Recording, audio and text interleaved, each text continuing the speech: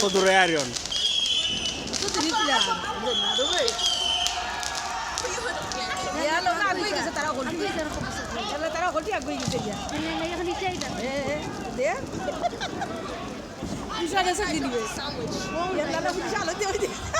তারা দূরিও দূরতে পারতো না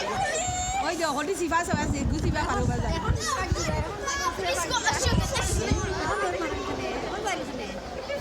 পারতো না